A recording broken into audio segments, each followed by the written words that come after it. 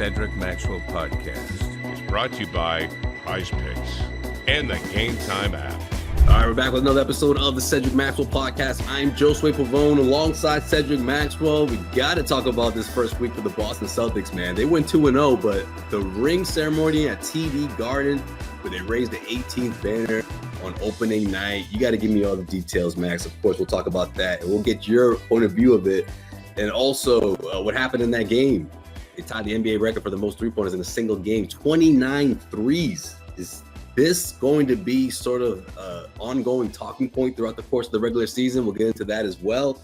And finally, just the who's of people who pulled up to the Celtics ceremony, ring ceremony, including Bob Cousy. So you know what? Let's start right there, Max, because you, of course, were part of that ceremony, representing just the Celtic, the 80s Celtics. You know, it's hard to believe that it's only been one other banner. Besides, you know, before Monday night, there was the 2008 championship, and then before that, you know, it's the 80s, right? And of course, you being the representative of that decade. But how special was it to see Bob Cousy back in the building, man? I thought that was the best part of the whole thing, if you ask me. Cousy was cool. It was really cool seeing there. It was just really kind of weird. He went out on the floor like that with the peace sign, like Dick Nixon.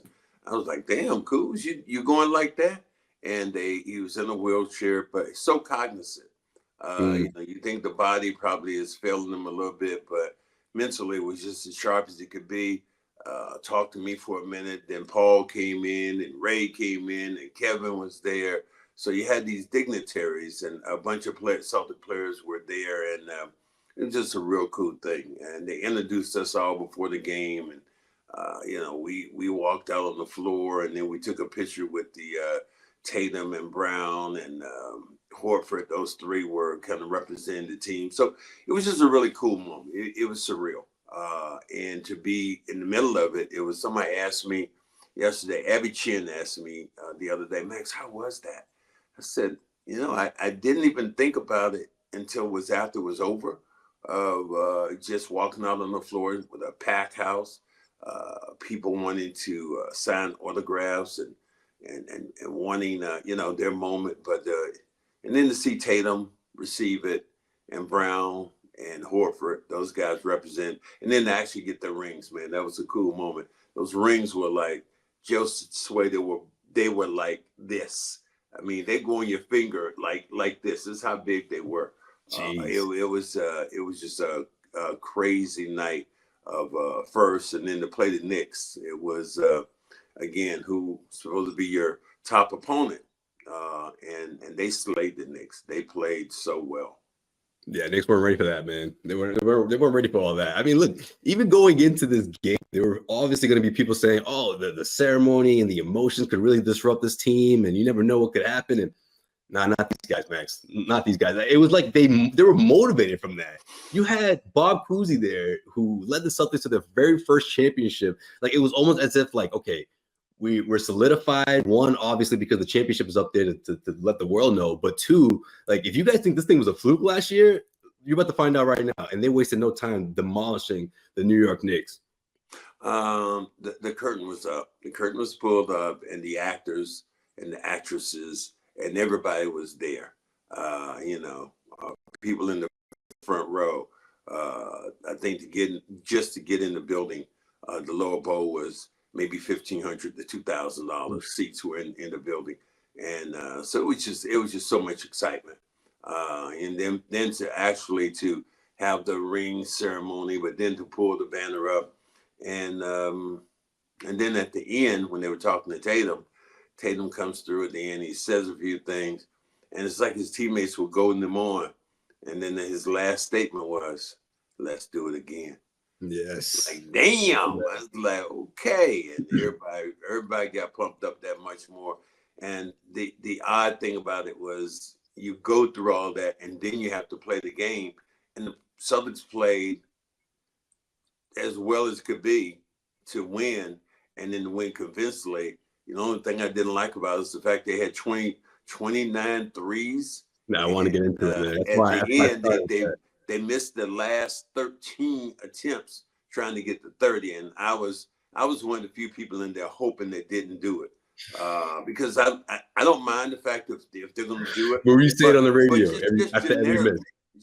Just generically, every time Sean would be, and there's a 3 in for the, and then Peyton, and it was just like, and these people they were driven by social media because they knew, and every time the guys lined up, they were just going crazy. So when the final, every time they missed, I was like, yes, yes, yes.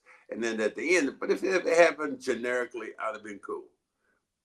You know, for the season opener, right? We always do this every single year. We do our bold predictions, right? And there's always a few of them that you throw in there. Some of them are bold, some of them not so much. And for me, the ones that I posted that wasn't so bold, I predicted the Celtics would not only shatter the record for most threes attempted, which I think the Celtics could get over 70 in this one, but I didn't even think about them beating the record for them tying the record or topping the record for most threes made in a game. Not because I think that they can't do it, but I just think it's way more. It's going to be a lot more criticism when they have one of those games where they're not falling. You get what I'm saying? Because when you have this formula, and when you're playing a team that, let's say, I don't know, the Pistons or maybe one of those bottom feeding teams or whatever. I mean, that wasn't the case Saturday, but sometimes they don't go out there and cover the three the way they should. And sometimes the Celtics are going to be like, okay, you're going to give us these looks, well, we're going to keep taking them. But even if they don't fall, that's Joe Mazzulla's mentality, right? You're not supposed to give up those good looks. He doesn't care if they're not falling. But even Joe had to say, all right, guys, enough is enough, man. We're not going to just keep missing threes out here in this fourth quarter. The hell with the record. We won the game. But I'm glad he did that. He really didn't. He really didn't. The last 24 seconds, that's when he finally called the dogs off and just held the basketball. So I don't think he called it off. They were reaching for it and they did what they needed to do. And this team is teams are going to have to catch up. From the 3-point line, and it's going to be really interesting to see how they do it. The Knicks weren't prepared the other day. Karl Anthony Towns he's going to have to come out and guard Al Horford. I'm not sure how many good looks the Celtics had in that game. I think it was Josh Hart at the end when the reporters came over to him. He said, yo, man, the Celtics need to be drug tested.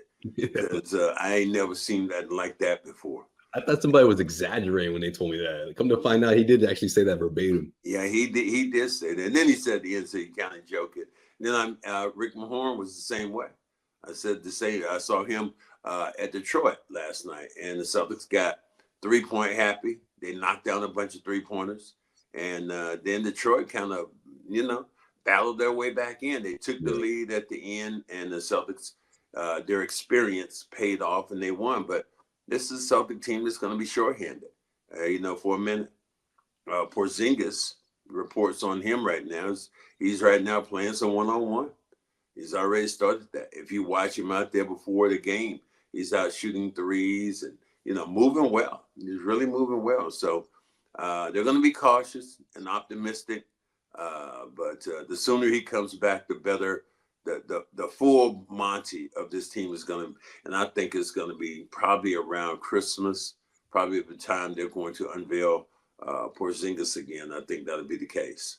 Yeah, I would like to see that, Max, because I don't think they're going to try to rush the situation, right? So that's obvious, right? It's kind of stating the obvious there. But two, I don't think even if he's to beat the schedule that they should do that, because you don't really need to put him out there. I mean, it's all about the postseason with this not only this team but with Porzingis in particular. Because it's easy to forget the guy played 3 playoff games last season. Fortunately for the Celtics and their depth, they're able to win without it. And I love how the rest of the talking heads on national media, they love to mention the fact that the other teams that the Celtics faced were shorthanded, but they very rarely mention the fact that there was no Porzingis. You know what I mean? That's a big part of this team. How about this? Don't let the facts get in the way. Exactly. Don't let that happen. Especially if they don't fit the narrative. They were a team right now that wasn't playing. They didn't play the toughest teams out there. Well, here's the thing, which is not right. The fact they played the toughest team, they had the best record in the league by almost 8 or 9 games. So that told you how well this team was played. It was just what they were going to do in the playoffs. That's what really counted. And they were able to, get that chip, get it off their back, and this team right now is playing well. So I'm going to love to see how they continue to kind of, play. Joe Mazzulla mentioned Sam Hauser being out for a couple of games. That's changed the rotation and how things are done. So he feels he'd love to have Hauser back in, but they're going to be, they're going to be lineup changes. Derek White made a huge block last night in the game. Same Derek White, still playing that kind of defense. Drew Holiday playing from this point of attack. Tatum and Brown. So just kind of fun thing when you think about how this team is. Yeah, I love how Derek White's still playing as if he's got to, you know what I mean? Like stick around. He's got to prove himself or something. Mm-hmm. Like, I love that. Like, that's the approach. Yeah, brand new contract, nice extension, but he just steps his game up more, and that's the reason why you have to make sure these guys are going to stick around for the foreseeable future, and why it's so crazy to think that a lot of these guys are entering their prime after they win the championship. And of course, that also includes Jayson Tatum. What are you seeing out of Tatum right now that's leading to this not only efficient a couple of efficient performances, but dominating stretches, especially Relaxed against the Knicks? The word I say was relaxed. Okay, still early. It's like, the pressure of trying to win a championship now is off his back. They've done that. So I would not be surprised at all, and this isn't a bold prediction, but Jayson Tatum is probably going to be the player of the week. He started out these first couple of games, man, on fire, knocking down shots. Last night's game, Pritchard and I think it was Pritchard and Horford had a bunch of points in that game early in the game, knocking down threes. Detroit wasn't able to catch up, and then Detroit got feisty at home, and they got back in it. Cape Cunningham and his crew, Jaden Ivey, they were really good, but the experience of the world champions came through again. This episode of the Cedric Maxwell podcast is brought to you by PrizePicks. PrizePicks is the best place to get real money sports action. With over 10 million members and billions of dollars in awarded winnings, PrizePicks has made daily fantasy sports accessible to all. You just pick more or less on at least 2 players for a shot to win up to 100 times your cash. Run your game all season long on PrizePicks. You can now win up to 100 times your money on PrizePicks with as little as 4 correct picks. Sign up today and get $50 instantly when you play $5. You don't even need to win to receive the $50 bonus. It's guaranteed. PrizePicks is the best way to win real money this football season. Which players are going to go off? Which ones aren't? Make your picks in less than 60 seconds and turn your sports opinion into real money all season long on PrizePicks. I got Tyreek Hill this week for more than 97.5 receiving yards and Patrick Mahomes for less than 267.5 passing yards. Download the app today and use the code CLNS to get $50 instantly after you play your first $5 lineup. That's CLNS to get $50 instantly after you play your first $5 lineup. PrizePicks. Run your game. Absolutely, man. I can't wait to see how this whole season unfolds. It's just getting started, and you kind of alluded to it in the beginning about the 3-point shooting. Do you think there's going to be teams out there trying to replicate what the Celtics are doing right now? Yeah, it's a copycat league, Josue. But they don't. Not every team has the weapons. It's a copycat league. Teams will do that. You think about this. If you play Dallas right now with Klay Thompson being on the floor, doesn't it change what they do as a team when it comes to shooting the basketball? They're going to get up more threes than they've gotten up before because they have that other 3-point shooter. Now, will people try to duplicate it? Some teams aren't going to be able to do that because they just don't have the firepower. Right. But if you're one of those top teams, I think that you're going to try to do something. I was a little surprised that Giannis and his team got beat the other day, kind of handily. So early in the season, obviously only 3 games, small sample size, but one of these things where this team, they're the world champions right now, and you can't until somebody takes that away from them. Then and you got some big games. The OKC Thunder looked pretty good on the other side over there. Denver got spanked a couple of times, but then the Lakers have come out the box, jumped out the box, and won some games. So the NBA is alive and well. I'm sure you thoroughly appreciated that LeBron and Bronny James moment. Got to check in together for the first time. I'm ready to get it over with, Josue, and just wanted to make me barf. You know, I appreciate what LeBron James has done to the league, has done for this league, and I appreciate, the fact that his son played with him. It's a stellar moment in NBA basketball history. Right.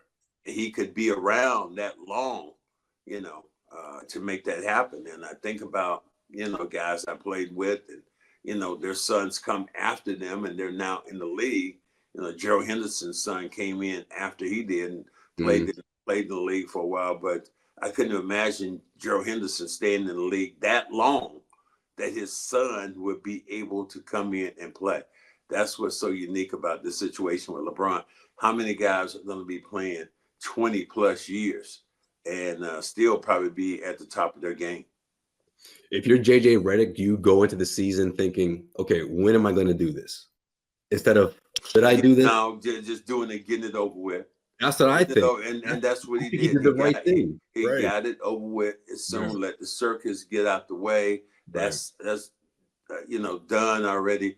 Ken Griffey Jr., Ken Griffey Sr., they were at the game. The baseball players and who they father and son played together. So it was a unique moment in history, in the NBA history, when that happened with LeBron James and his son.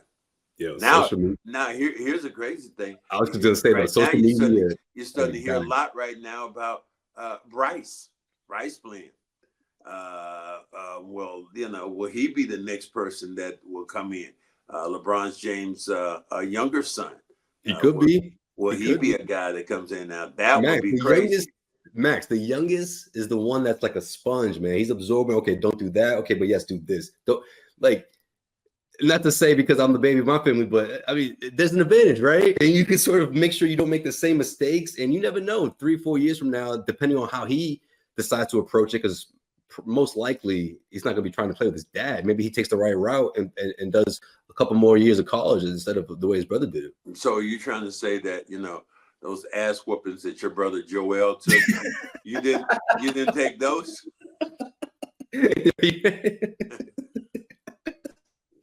12 walks so Josue could run, Max. Okay, I had to make sure I didn't make those same mistakes now. That's one way to put it, but okay, all right, Max. Yeah. I guess is what I'm trying to say. I just think he doesn't have that pressure of, I got to make sure I catch up to play alongside my dad. Yeah, but it already happened. But still, the pressure is going to be on him, because now you're going to be compared to your brother. Your father's in the league. Yeah, what's the next natural step? I've heard people talking about LeBron, about Bronny, what he was able to do. But now I'm starting to hear people talk about Bryce. Oh, Bryce is a better player. Bryce could do this. Bryce could do that. He's taller. He's bigger. He's faster. So who knows what this LeBron James legacy will do when it comes to the NBA? It didn't happen with Michael Jordan's kid. Didn't happen that way. Yeah. Kobe Bryant had Gigi was this fantastic girl that she played. And so it didn't happen there. Nobody else's son has come in. So it's unique in its own way. Yeah, but you think Michael would have been the one pulling strings or trying to get, you know what I mean? Let's say hypothetically, even if he was still in the league at the time, like I think he knew enough out of what he saw from his son. I want to say he averaged 6 points his senior year or so, played all 4 years. I mean, just wasn't an NBA player. I just think with this situation, the best thing for the team and everyone involved is just to make sure he goes to the G League, man. Let him get his reps in. Do not force this. Look, social media had me cracking up, Max, because you got Cam Reddish. You got guys on the bench being like, "You playing over me?" Magic said that. Magic said exactly that. It's like his best thing would be to go to the G League, and Bronny snapped back and said, "Yo, my man, sit back and let the process continue. You don't know what me and my dad, we worked on.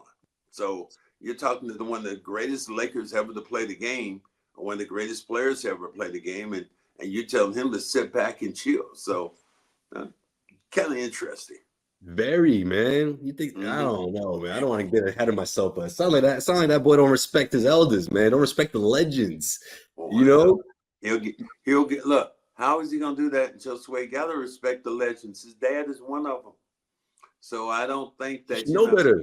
And doing commercials. And I think LeBron had this commercial where he put these Fruity Pebbles or something in his car.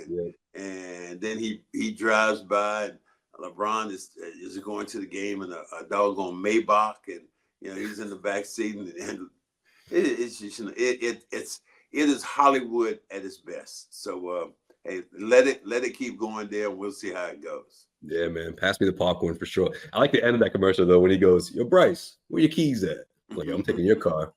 That was good. It's a special moment, man. But like you said, I just don't know how this thing plays out. Where at the end of the season, we're like, okay, the Lakers did the absolutely right thing. You know what I mean? Like, I don't know. I just don't think that happens. You can't force that. It has to happen organically. It will happen when it happens. Yeah. And you'll get a chance to see it. And everybody, here's the thing about it. Everybody is going to unveil itself in front of everyone. We're going to get a chance to see it up close and personal, because in today's NBA, it can't hide. I think they were doing a special today on, and it was talking about the captain. And when I say the captain, people are thinking about Jeter, Jeter, and what he was able to do. And he said, but Jeter said, man, if cell phones had been around, he said, my career would have been a lot shorter, because it showed him 3 or 4 pictures, him with P. Diddy and hanging out with him and doing this and doing that. And so, that would have been, that could have been a whole nother moment. But cell phones have changed the way, athletes are going to be judged and how they're going to be viewed, because everybody is a reporter these days. That's funny you mentioned that, because the first thing that crossed my mind when you said that about Jeter was how I don't know if this is true or not, but legend has it when he would have somebody over or a date or someone like that, some kind of that kind of situation, the woman had to drop her phone into a basket the moment she steps into the house. So I believe that quote from Jeter, man, because maybe it was something that you can drop your phone in the basket, but just wait, you can put all kind of devices on yourself now. If you really this is like years ago, Max, but like if you really want to get have that, you get a little button on your jacket or a brooch or whatever it is, man. That's producing all kind of information. He was in a great time. That's what we'll say about Derek Jeter. He was in the last of the innocence was there during that time when you kind of do different things and get away with it. Do you remember ESPN? They did a lineup of his ex-girlfriends. That was wild. They filled a lineup. Were they fine? Oh yeah. What was it? One of them is I can't remember. A lot of them are. This is probably like 20 years or maybe 15 years ago or so. But he was back then. They were all the girls Jeter was the king. He was the king of New York. Yeah. He was king of New York. I mean, you could talk about any other athlete. I can't think of any other athlete. Who do we think of any other athlete in New York history that we think about that was like Jeter? You can think about football players, great football players. Right. I'm thinking like the Mannings weren't like that. They weren't rolling like that. Basketball players, I remember Patrick Ewing. He wasn't like that. But not quite like it was the stature of him, but he wasn't rolling over New York like that. It was Derek Jeter and the fact that they won multiple championships. I think that was the thing. That's the real difference in who he was and what he did and how he rolled in New York City. Right. I mean, never has to buy a drink or a meal ever. He's the captain for sure. Mm-hmm. And we'll see what happens in game 2, man. Our boy Ice Cube got things started with a little performance before game 2 at Dodger Stadium. Yo, shout out to Ice Cube. That's a special moment, man, to be performing before a World Series in Dodger Stadium. Exactly. LA. That's the stuff.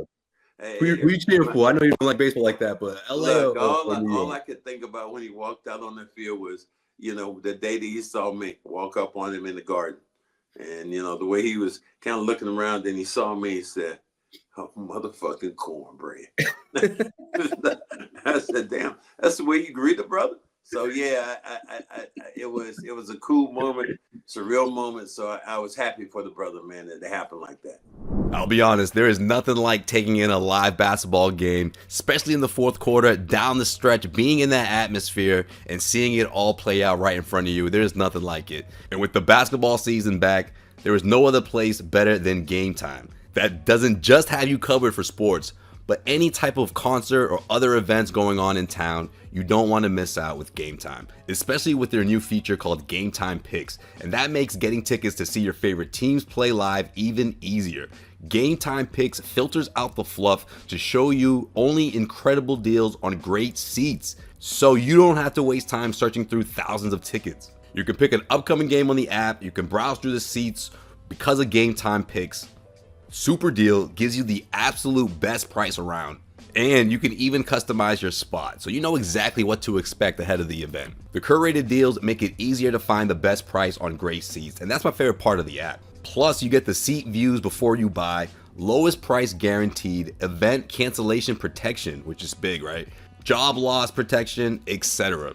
Download the Game Time app, create an account, and use the code CLNS for $20 off your first purchase. Again, create an account and redeem the code CLNS for $20 off. Download Game Time today. What time is it? Game time. And finally, Max, Paul Pierce alongside KG talked about the special night in Boston, talked about you seeing other legends, but named you specifically and how these type of stuff, like it never gets old for these guys to go back to Boston. Of course, Kevin Garnett doesn't go as regularly as Paul has, at least over the past couple of years, but I can't say enough about how great it was to see him or both of those guys with Ray again, man. Yeah. And look, I know the first time we saw it was at Garnett's, retirement when they retired his jersey, which was obviously a very special moment because we hadn't seen those three together since they won it, since the trade essentially, right? And with all the beef and all that going on. But I think maybe because of that, it kind of took a little bit away from just how surreal that moment was. But for me, it never gets old to see the three of those guys together, and I hope that happens again, man. Really yeah, that was a real cool moment. The only thing would have been just as cool for me if some of my ex-teammates had been there, like Robert Harris, dare say Larry Bird comes back in the building, one time, or Kevin McHale, right?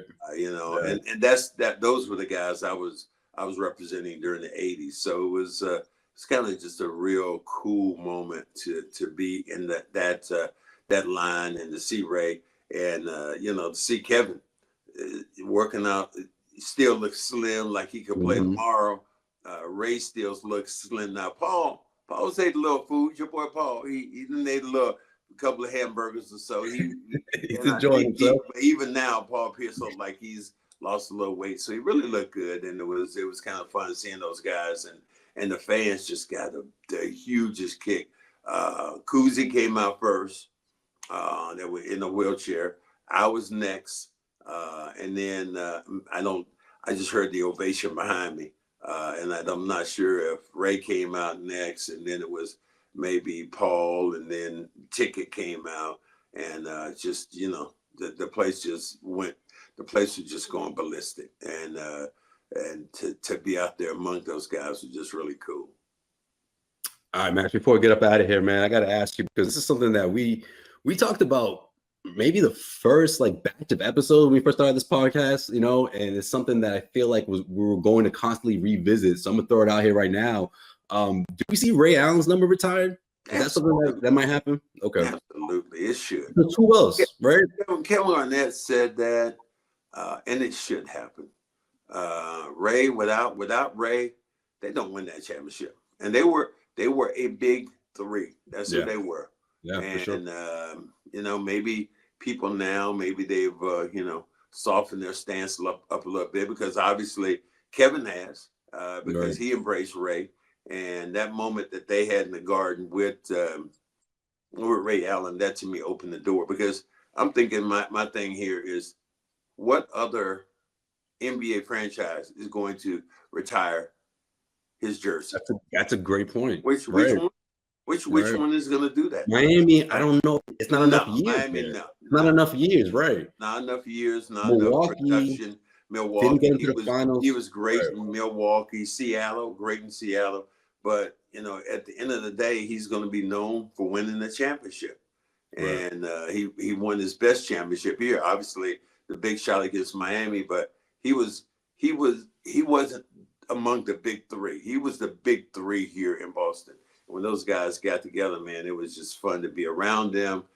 Just how they carried themselves, how Doc Rivers approached them, and he pretty much said, "Look, guys," he told Rondo and Perk, "Get in where you fit in, and we're gonna do what these guys right here want, and the rest of you guys kind of fit in."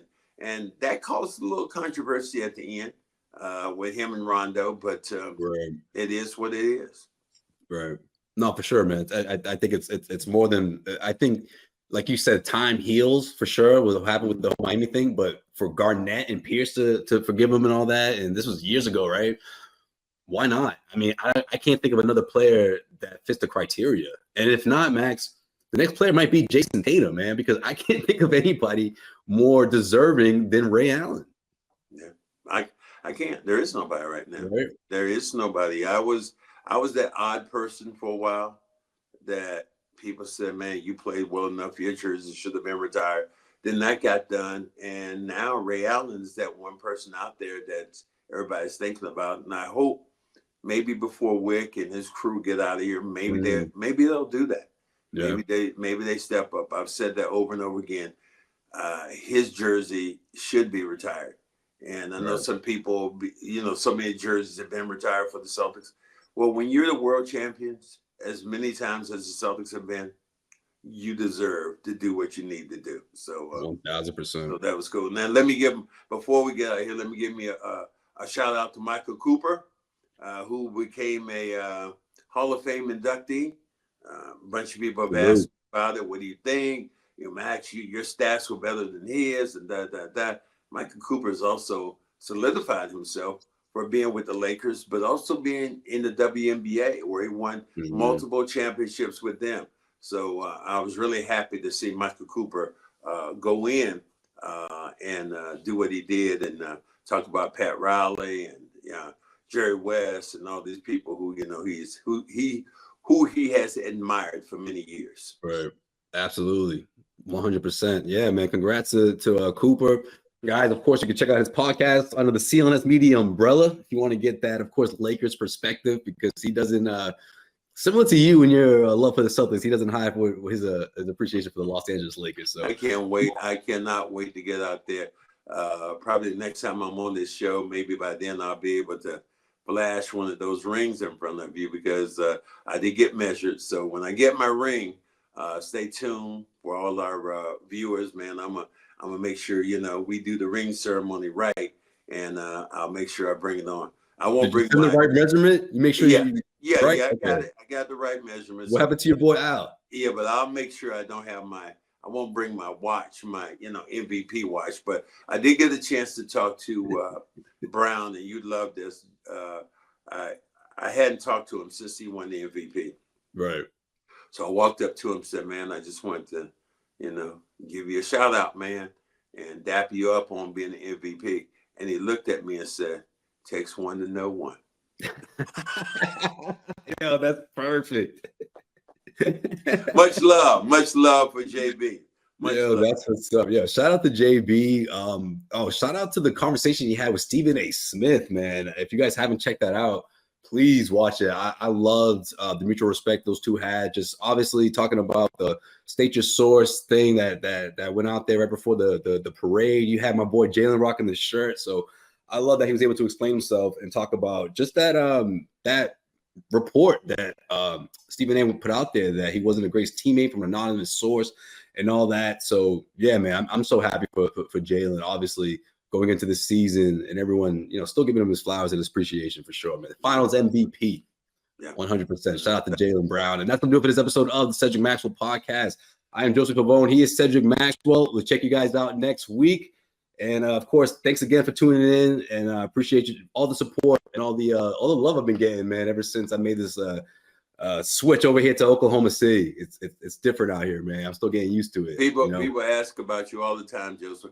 Oh, what are we gonna do about your boy Josue? Josue is around. I mean, I did not know that you had it like that, but a lot of people, have missed you, and when you do your homecoming to come back here, it's gonna be pretty exciting. Oh, I can't wait, man. I can't wait for sure. But yeah, like I said, I'm good out here, man. I'm gonna be all right. I'm getting used to things out here. Well, I will at least. And it's just the beginning. It's the beginning of the regular season. It's gonna be a very fun, entertaining regular season. And of course, we got nothing but great guests lined up for you guys. It's the Cedric Maxwell podcast. He's Cedric Maxwell. I'm Josue. We'll see you guys next week.